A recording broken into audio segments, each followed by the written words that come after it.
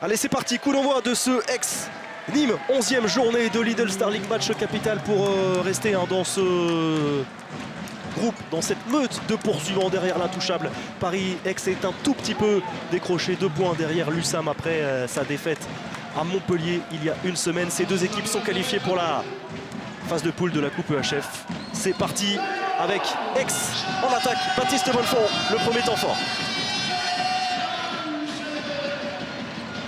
Attention, la limite est haute, la limite de la perte de balle. Elohim Prandi dans ses œuvres, le shoot superbe avec le rebond devant Wesley Pardin.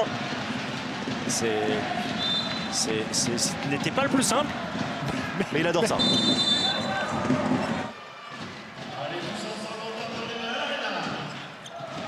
Magnifique O'Brien Niateux. Ah oui, pour piéger cette défense qui s'attendait au croisé d'O'Brien Niateux, sublime.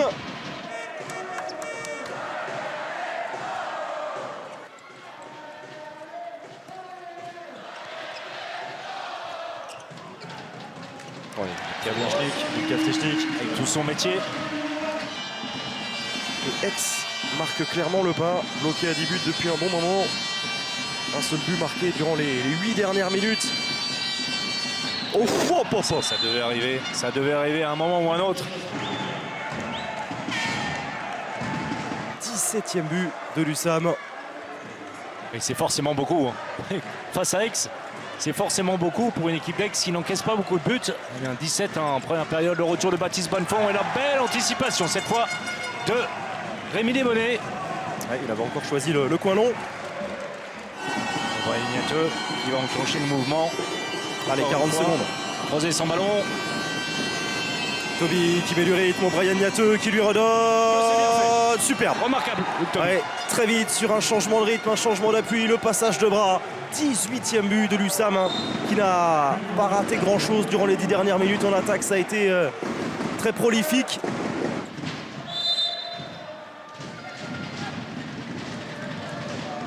Baptiste Bonnefond. Anticipation. Ouais, impeccable. Ça peut aller vite. Ça peut aller vite. Mickaël Guigou, il a levé la tête, il n'avait pas de solution, bien le croisé. C'est bien vu. De Mickaël Guigou. De la patience et il remet du rythme. Mais oui, bien sûr, il apprécie. Elohim Prandi. Que c'est bien fait. Alors l'arrêt de Rémi Desbonnets, regardez ça. La passe diagonale. Et de l'autre côté, il y a un espace. Que faire? Eh bien, c'est attirer 2 défenseurs lorsqu'il n'a pas de surnombre. Le PAUC battu une seule fois à domicile cette saison. C'était juste avant la trêve internationale. Battu de 2 buts face à Saint-Raphaël qui entamait alors son réveil. Oh, c'est au-dessus. Peut forcer. La relance, elle est longue. C'est bien. Non, toujours. Avec toujours aussi cette faculté de s'adapter dans la course, de maîtriser la vitesse. Il y a encore, évidemment, il y a encore de la place. Encore faut-il. Maintenant, c'est arrêter d'encaisser des buts.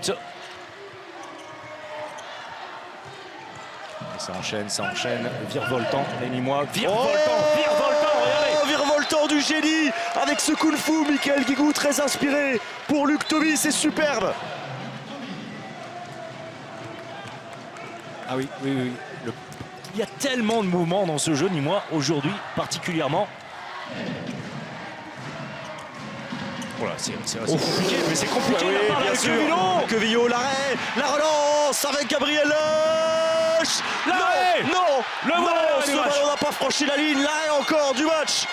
Coup sur coup, Rémi Desbonnets cette fois en contre-attaque face à Gabriel Loche, énorme. Quel arrêt. Alors le tir, bon, on en discutera de Jean-Jacques Quevillo. C'était peut-être pas le moment de faire ça, mais quel arrêt sur sa ligne ensuite avec l'aide du poteau. Bien évidemment, Sanad pour peut-être un 34e but.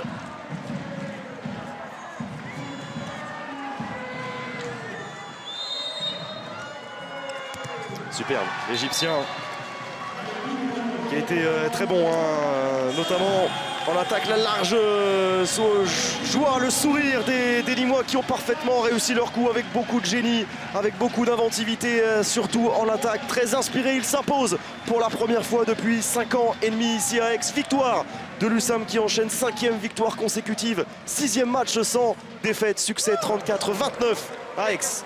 L'analyse à chaud, elle n'est pas forcément évidente parce qu'il y a eu beaucoup de choses et c'est vrai qu'on a été devant tout le match, mais sans forcément sentir qu'on avait vraiment de la marge et le match en main. Celle-là, c'est une belle victoire d'équipe, de bonhomme.